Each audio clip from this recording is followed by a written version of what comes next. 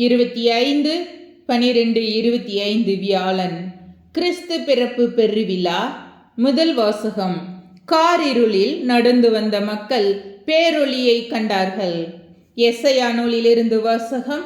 அதிகாரம் 9, இறைவசனங்கள் 2 முதல் 4, 6 முதல் 7. காரிருளில் நடந்து வந்த மக்கள் பேரொளியை கண்டார்கள். சாவின் நிழல் சூழ்ந்துள்ள நாட்டில் குடியிருப்போர் மேல் சுடர் ஒளி உதித்துள்ளது. ஆண்டவரே, அந்த இனத்தாரை பல்கி பெருக செய்தீர். அவர்கள் மகிழ்ச்சியை மிகுதிப்படுத்தினீர். அறுவடை நாளில் மகிழ்ச்சியுறுவது போல் உம் திருமுன் அவர்கள் அகமகிழ்கிறார்கள். கொள்ளை பொருளை பங்கிடும்போது அக்களிப்பது போல் களி கூர்கிறார்கள்.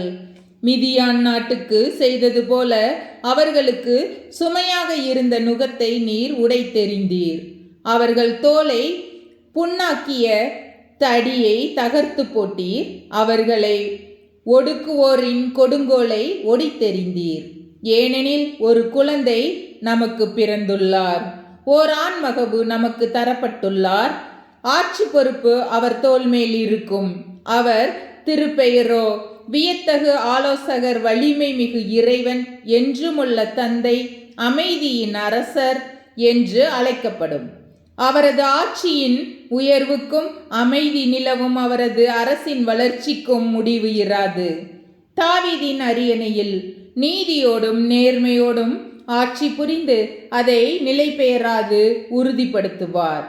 படைகளின் ஆண்டவரது பேரார்வம் இதை செய்து நிறைவேற்றும். ஆண்டவரின் அருள்வாக்கு. இறைவா, உமக்கு நன்றி.